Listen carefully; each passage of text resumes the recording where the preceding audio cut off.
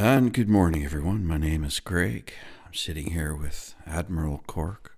How are you this morning, Admiral Cork? Oh, I'm very good, Greg. Thank you for having me on again. I'm having quite a bit of fun here. It's a blast. Yes. What's the value of blast, I wonder, if you add it up? What's the sonosgematria of blast? I'm just curious. Well, I don't know, Captain Cork. Why don't we go and check it out? All right, that'd be a great project.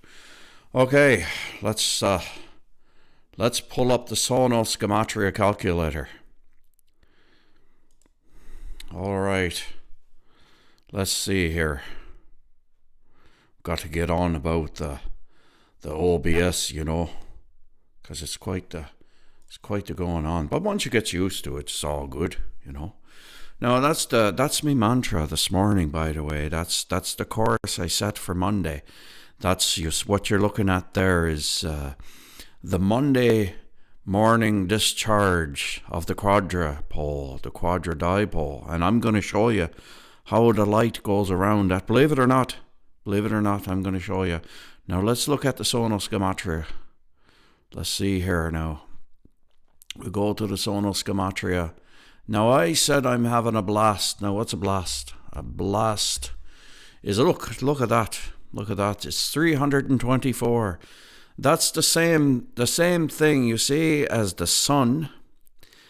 Or, you see, if I put in the sun, if I go to the common word, let's have a look here now. We go, see, you got this function here. You see, if I look at 324, see, and then I get all of my words that has to do with a blast, having a blast. And that's, see, when we're at play. Or like my voice. Or my voice has like a chemical signal, yes? Or even, it has to do with the plate, the chemical mechanics, the plate mechanics. So this has to do with the vibration. That's what we're going to show you here this morning, and you can look at it with your own eyes. See that? And take a deep breath and take note for your health, and you might love what you see. And you see, ever hear the expression knock? If you knock on the door will be open. You see, the door is the earth. See, look, let's look at the door. Now, I'm going to show you something really interesting here now, Greg, this morning. And a lot of people don't understand the mechanics and the harmonics between the word and actual electric and electromagnetics and how it's all tied together. And so if we open the door and we go abracadabra, or like I said, it's a stage, on its own. And you see, this is where we get the Celtic cross, and I'm going to show you all this. This is where we get to create and see the heartbeat.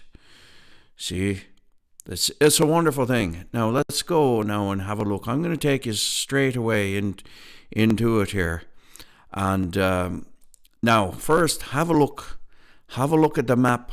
This is a symbol.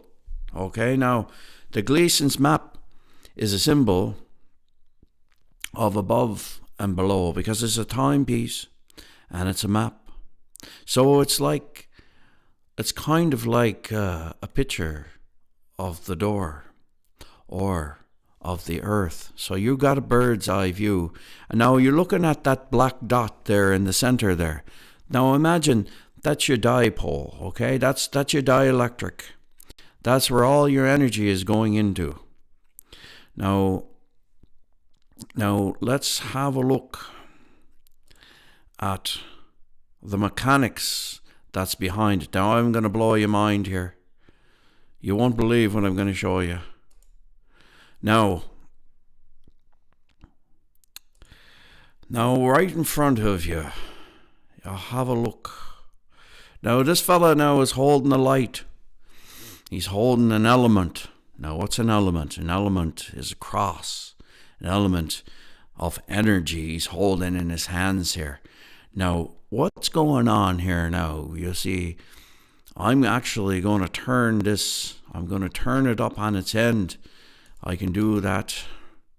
Let me flip it up so that you can get a better understanding of, we're going to turn that now 90 degrees clockwise.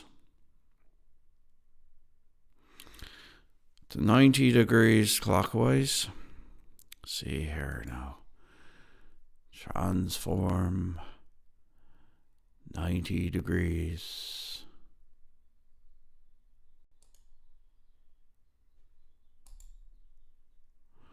Give me a second here. Stay with me now.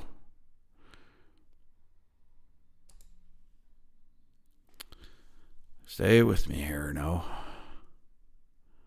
I'm just an old sailor, so I'm trying to turn it up, flip it up counterclockwise 90 degrees. That's what it says.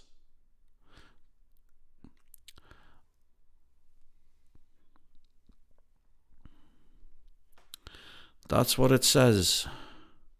Turn it up clockwise, counterclockwise and clockwise. Okay. Now here we go. Now look at here. Now we turn it counterclockwise. Now, I want you to understand something. He's holding the light. Now I'm going to hit play. So you can see what's going on here and listen to the man. That the intensity stays constant.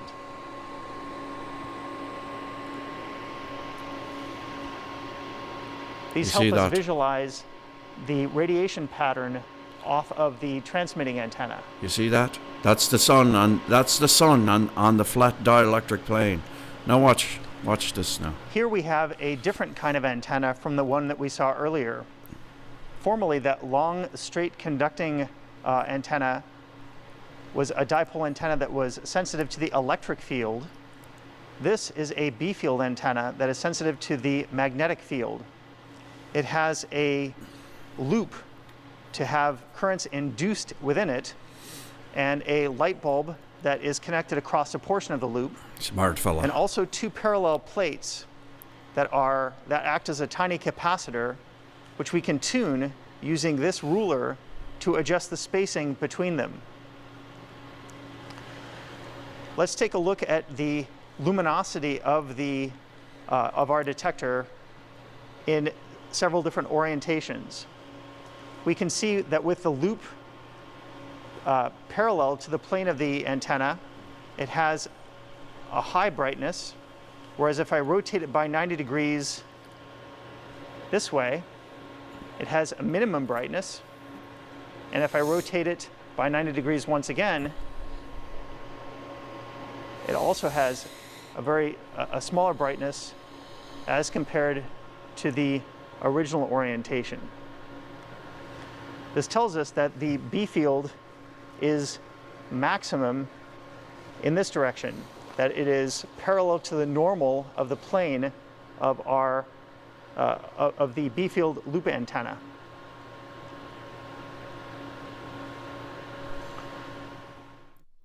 What would you tell a man who can scroll for hours but can't work for 10 minutes? Okay, now stop that. Stop that now. My goodness gracious.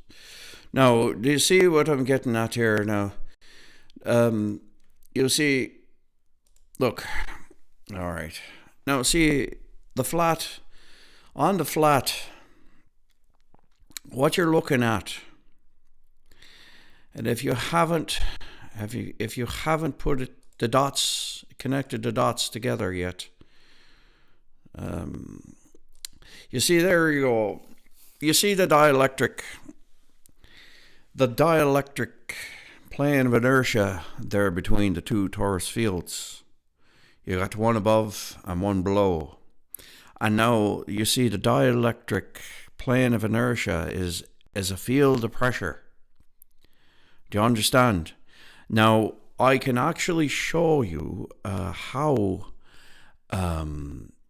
that works in the sense of the mechanics. If we can get to this history here and on my YouTube channel, I can show you here this fella. Let me see. I'd like to show you an example of levitating small objects with sound waves. There you go. Let me just remind you how a loudspeaker works. It's just a diaphragm that repeatedly pushes on the air, producing high pressure waves that move away. We don't That's what need we this have fella. here with this little gizmo. It does the same thing, except it's at a very high frequency. There he's right upside down again. 28,000 hertz, which is way above our human hearing range. So these sound waves move upward, and up above I have a glass plate which is going to reflect the sound back down again. And when the distance between the glass plate and the loudspeaker is just right, then those sound waves that are moving down will interfere constructively with the sound waves coming up and give us regions of high pressure and low. Now, if Captain Cork could just summarize the video for you.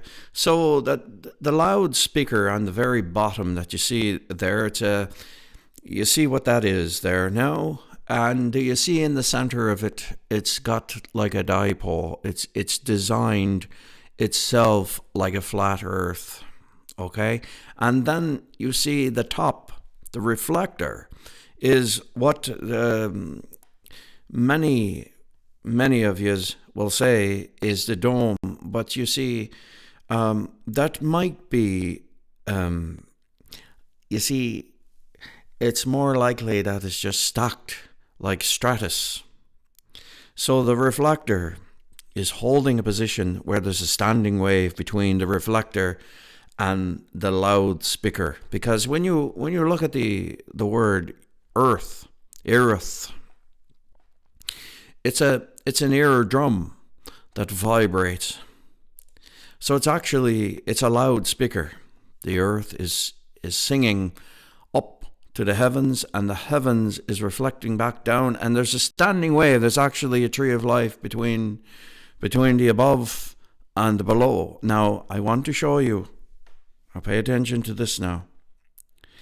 I want to show you how he's going to go now. He's going to show you the standing pressure fields, and he'll show it to you in the smoke in just a bit.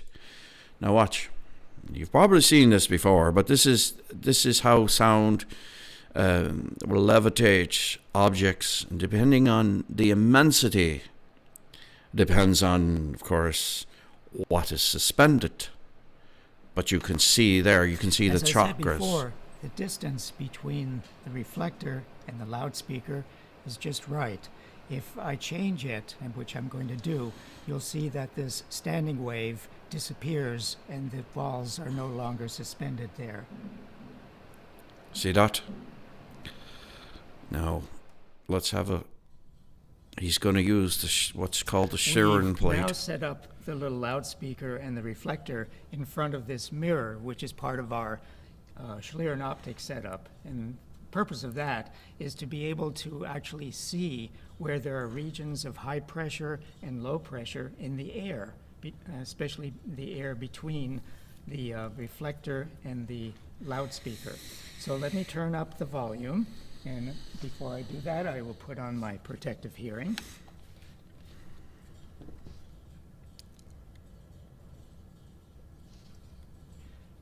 And if I adjust the height of the reflector, see that? You see that? A point at which there's the stratus. That's the stratus field of mine right there. Light and dark. Okay. This is the standing wave. And it only happens when the distance between the reflector and the speaker is some multiple of a half a wavelength. There you go. So every single one of those bands is a half a wavelength. If I go up a little higher, then it disappears again. But if I continue to go higher, then it will come back when I'm at another half a wavelength, a multiple of a half a wavelength away. Now, it's in these bands that I'm going to place the little balls. You're going to see it now. You see that? And you can see the little ball settles down where there's a bright band. That's where the highest pressure is. The high pressure area. And see, that's where the moon would be. And I know it's a high pressure because you see there's a white band right next to the reflector, which is where the highest pressure will be. If I, again, change the height, the standing wave goes away and the little balls will fall down. No. This is what you're looking at there now, is the mechanics of what you would have called the glass dome. Let me okay, there you go. That's a better picture now of the stratus planes. The stratus planes above the flat oscillator Earth. The Earth, which is actually a giant eardrum, and it's a vibrating diaphragm because it's flat. You see, it's a tension field, and it's vibrating. Now, there's a standing wave between what you would call the dome and the earth drum of the earth. Now, you see, the Native Americans, that's what they believe. They believe that it was all created from a drum beat. And you see, what's a beat? A beat in sound mechanics and in the harmonics of music, when two strings begin to beat together, you see, that's what you're hearing. You're hearing harmonics. Now, let's go now back into the mantras so that I can show you how the mantras are working and why it's so important to actually bring yourself into coherence with the mantras. Now here you see you got Monday, and this is the Monday morning sunrise. We've got 4 points. 4 points upon the flat earth, diaphragm, dielectric plane of inertia. She's stable. It's just like a stable drum that's tensioned. And you see that the crucial thing, and when I say crucial, because to crucify, to bring the point into the center, is to bring the energy into a crucible and give it form.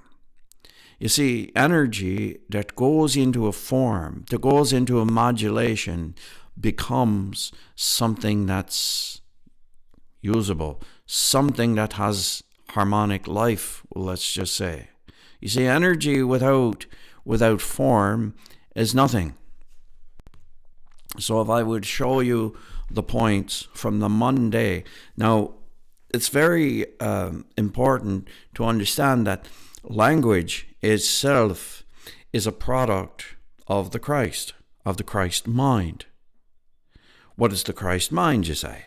Okay, well, Christ mind is the power modulating miracle of the world. Okay?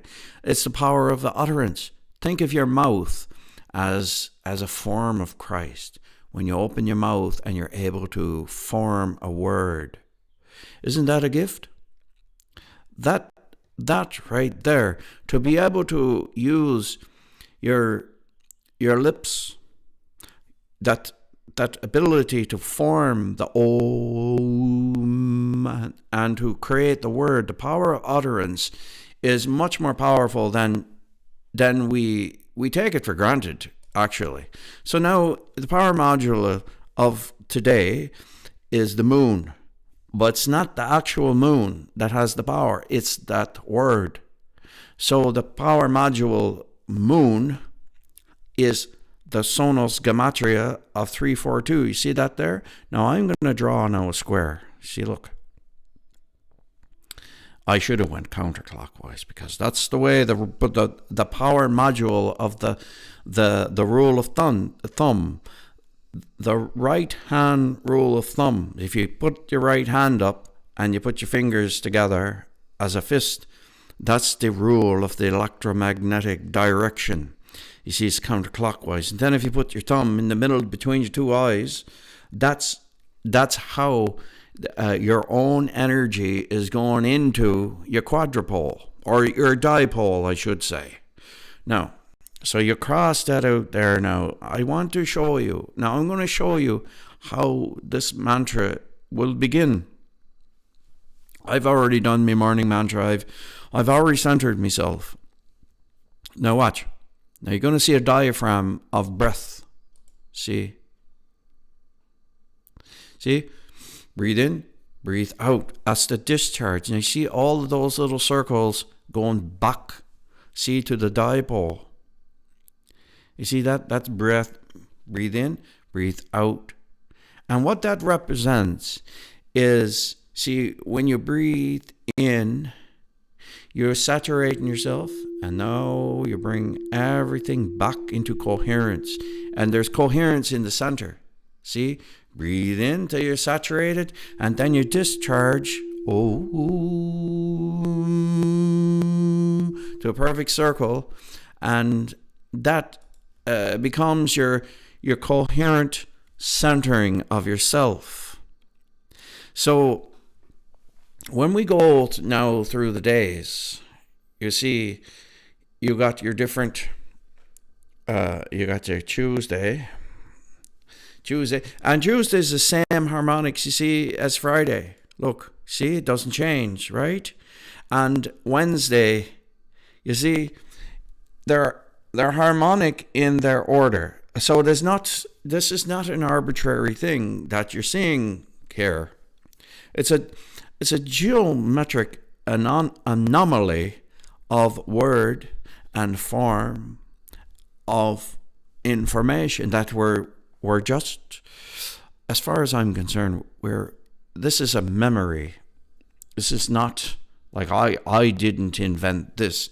This is a memory that's come back through the ages, all from the field. You see, this is a heritage of the mind. And see, so Saturday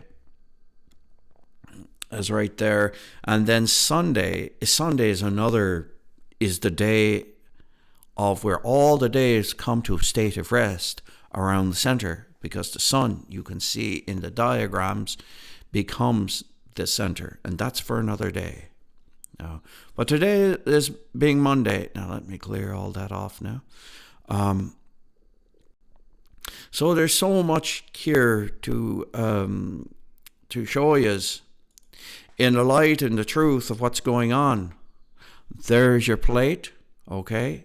That's your dielectric plane of inertia. It's an earth drum. You can imagine now the earth is vibrating now today, based on a habit. See, the earth itself is alive, and it's habitual. It's habitual in the form of frequency, like everything else in this world that we experience and see in our technologies. You see, everything is about currency and frequency and signature frequencies. If we look again at how the days are arranged, how the hours are arranged, how time is arranged, you'll begin to understand the power and the energy of what's actually going on in the light of it. You see, there's something really great going on once we're able to become in step with it. And the secret is through the eyes and the ears of the flat earth. I kid you not. You see, the flat earth is the flat eardrum. The flat earth drum is a sensitive subject because they don't want it to become an object. You see, if the flat earth, if you happen to get your red seal on the flat earth, your mind is going to soar. If you're able to become that child on the flat earth, living on the flat earth, and discover your names that's written in heaven, look, it's game over. It's game over because your energy, your ability, let me show you now, your names. Let me show you. Look, if I put Jesus Christ in here, Jesus Christ said, because that's what he said, didn't he? He said, rejoice, your name's written in heaven, right? Okay, so this is a name calculator now. Look, I put his name in there. You got to understand, man's number is 6. It's the sexagesimal. It's the Sumerian base 6. Look, our words. See, we're boxed up in a cube. When you open the cube, what do you got? You got a cross. You got the cross of Jesus Christ. Now, Jesus went onto his cross, right? You see, he went into his Dipole. He went back to his home, to his Father. And there, then, his name, see, look, if you look at Jesus Christ's name, his root is what, see, his name is the root of where Venus is. See, look there. You got the hexagon mantra practice. See, I want to tell you something. The other thing, too, there's this polyphobia where people are afraid of shapes. What's going on there? If there's something that's powerful, they don't want you to have it. They make you afraid of it. So they've made you afraid of coherent things. You see, polygon, something that is inside, inscribed in a perfect circle. You have to understand that's coherent information. A form that has made inside a circle is information, and it's good. So you take the name Jesus Christ and you give it the formula, you bring it inside the circle, and all of a sudden you've got the name that is the root of Venus. Now what is the value of Venus? Is 486, you see? And if you look at that hexagon, that's the power of the hexagram. A hexagram is Jesus, the hexagon is Christ. Okay? Let me show you, I'll prove it to you. Look, say, what is a hexagram? 462, that's Christ. Hexagon is Jesus. Look, see, I show you again. Jesus. Can you see it? Do you see that? Jesus. Or Jesus is also the element. You see, he's the element. He's also the cross. See? 444. You see, he's also the energy. Now, once you understand energy and power, you understand that, see, energy is just potential. Energy is potential. That's all it is. It's everywhere. But once you take energy and you modulate it, say through your mouth, you've got power. You can create word. See, you can create logos. See, you got energy and power. It's all to do about the angles, the dots. You see, when in the beginning, the morning stars, they sang together. So what is that? In the beginning of your morning, the morning stars are it's the pattern that you're going to go out on. You see what Jesus said to Peter, big lad, I'm going to my Father. My Father is the pattern, is the greater, more perfect pattern that's in heaven. Okay? So in the morning, he goes to his Father, he goes to his star, he goes to his pool. And so in the evening, look, there you go. That's Jesus Christ right there. You see what I'm saying?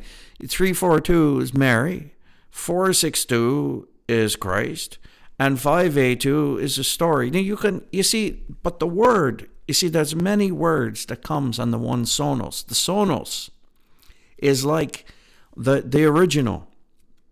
Is the firstborn. Is the first. He's this one son, or the sonos. You see, son comes from sound. You got to understand that. Your persona, or your person, you got the Trinity, you've got three persons, see, of the Catholic Church. See, they don't want you to understand that the Trinity is three sounds.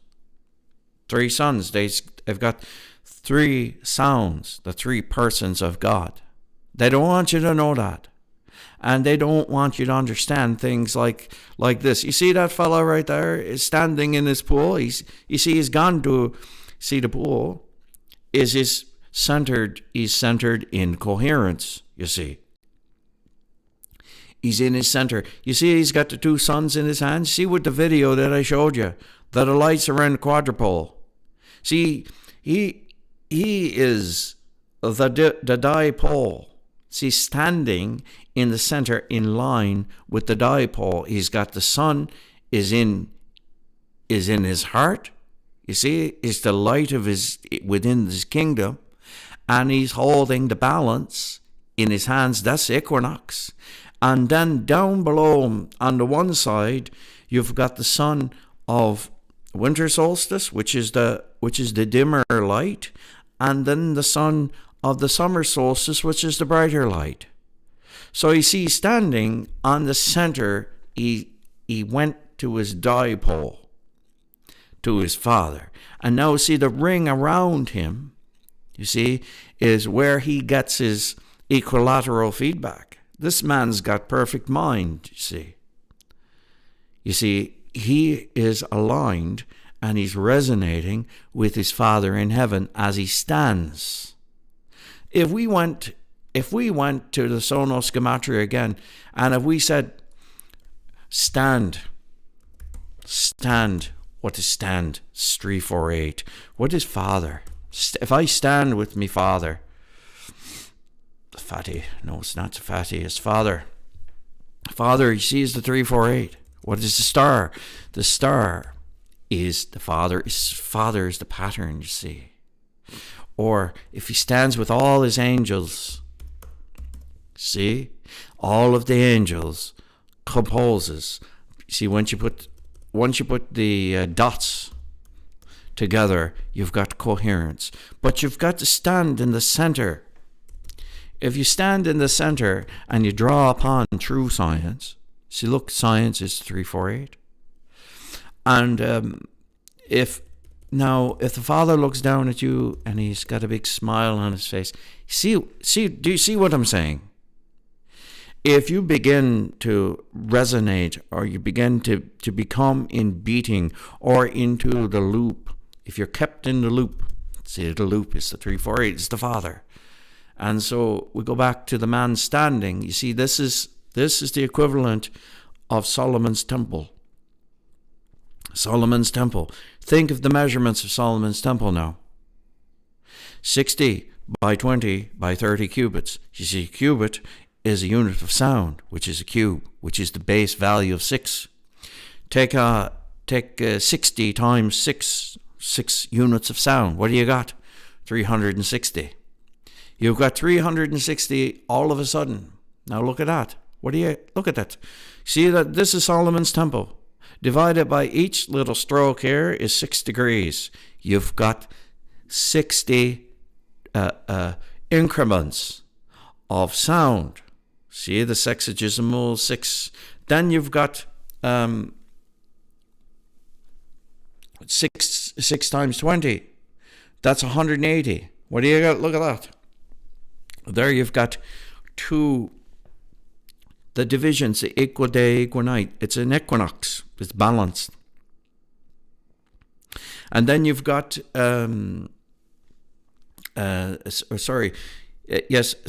times 20 is 120. Now look at that in the evening there. Look, that's your 120 degrees. You see, that's the Trinity right there, the 3 persons of Solomon's temple. Because the key is the cube. The cubit is a unit of sound. It's got nothing to do with 18 inches, unless, of course, you add 3 6s together. That's you can do that if you want. But all in all, go to thesonosgematria.com and get on board. Get on board with this.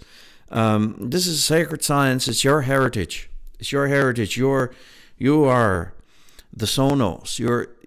And once you discover your names that are written in heaven, you become to be free, because you can go to your dipole. Go and put yourself on the dipole as what you are. See, you're in yourself, within yourself, a universe. You're a cosmic system. And you're a fluid cosmic system that has to be tuned. No different than if I pick up the guitar this morning, play a song, I'm going to have to tune it up. You're no different. You're an instrument of your Father. So there you go. You stand in the center of your mantra. What is mantra? What is mantra? Let's have a look. When I'm doing my mantra, what is that? Yeah, look, 402. So you see, mantra is water. Water. You see? Or that's my soul. There is a congruent understanding. When you're understanding your soul, you see, organic. Your soul is your organic. 402. What is organic? You got red and blue. Do you see that? Do you see the congruence? Red, blue. You see, there's everything together is your heritage to understand. It's all about energy and power. When you take the energy of your day, you have to bring it together into modules. Modulate your energy. But you have to have a sight. And that's what Jesus was talking about when he said, rejoice. Because the Father has given you the names that are written in heaven. Now, if you want, now I'm going on a trip now today, so I can't do anything tomorrow morning. But when I get back, I can show you on a whiteboard how all this is working. Anyway, I'm gone for now. I'm Admiral Cork. I'm Admiral because now I've got a bunch of ye ships. We're like a fleet. So it's not just myself. I'm here to explain this to you because this is the power and the energy, the technology of the soul. And I really want you souls to become in step with the word. All right.